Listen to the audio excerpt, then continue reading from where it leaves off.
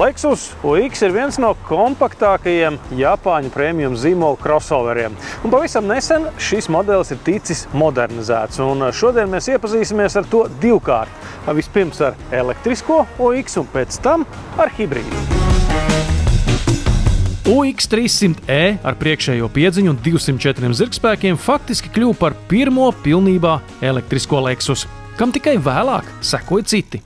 Elektriskais Lexus UX tagad ar vienu uzlādi var nobraukt gandrīz 400 km. Tas gan, protams, ir vasarā.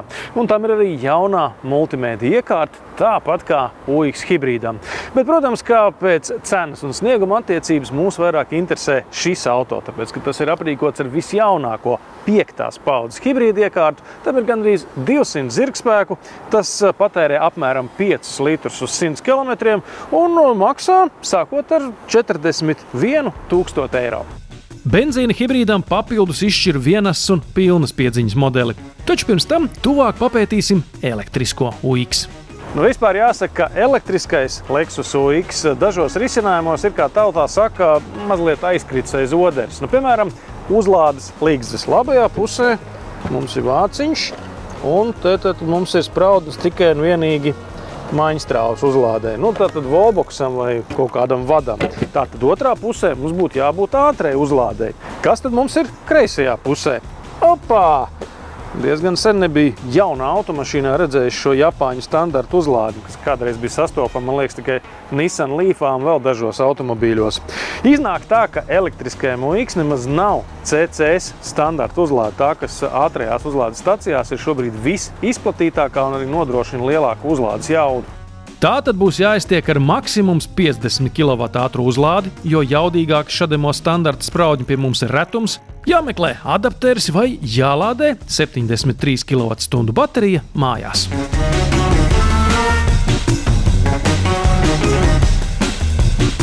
Jaunā UX kabīne ir ļoti eleganti, sevišķi bagātīgākajās komplektācijās tieši tādās kā šī. Te mums ir gan sēdekļu apsilde, gan ventilācija, visas iedomājamās ekstras, arī jaunais ātrais multimēdija ekrāns, kurā gan Apple CarPlay, gan Android autotelefoni ir savienojumi bez vadiem.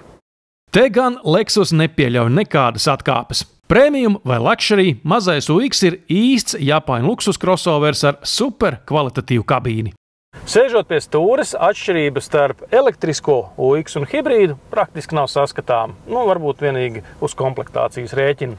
Aizmugurējos sēdekļos ir pavisam cita aina, jo šeit var just, ka grīdā atrodas baterija, un līdz ar to grīdas līmenis arī ir augstāks. Un faktiski īsti iespējams pabāzt purngals zem sēdekļa. Salīdzinājumam es parādīšu, kā tas izskatās hibrīdā.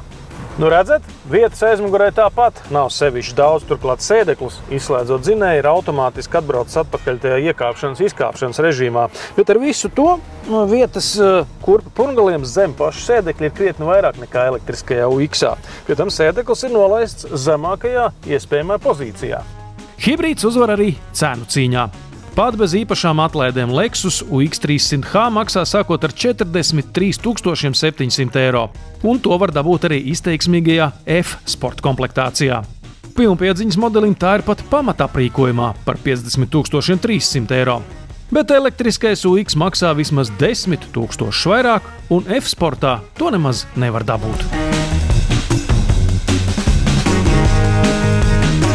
Tad, kad Lexus UX iznāca pirmo reizi, tad varēja just, ka iespējams Japāņi šoreiz ir kaut ko mazliet sasteiguši. Tāds netipisks piegājiens Lexusam, bet acīm redzot modeli vajadzēja.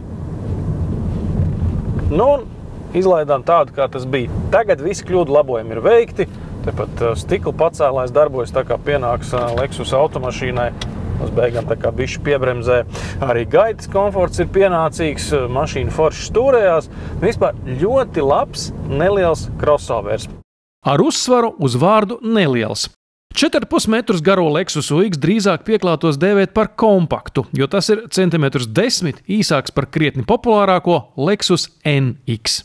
Jocīgi ir tas, ka Lexusam taču ir viena vēl mazāka mašīna, tad Lexus LBX, bet acīm redzot, viņi ir izdomājuši, ka dažādos pasaules un arī Eiropas tirgos vieta atradīsies gan vienam, gan otram modelim. UX ir saīsinājums no Urban Explorer, un tas atbilst crossovera raksturam.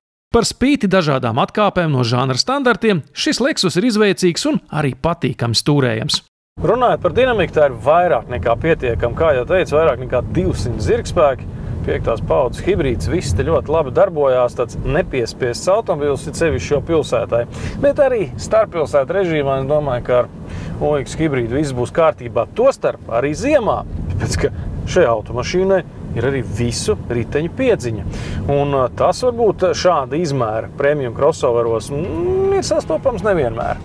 Un te nu rodas jautājums, kuri gan tie būtu? Respektīvi, kas ir Lexus UX galvenie konkurenti? UX pagaidām ir tāds svešs modelis, tāpēc, ka tas parādījās relatīvi nesen, un ir cilvēki, kas joprojām nemaz nezina, ka tāds ir. Un tad rodas jautājums, ar ko tad šāds Lexus crossovers konkurē.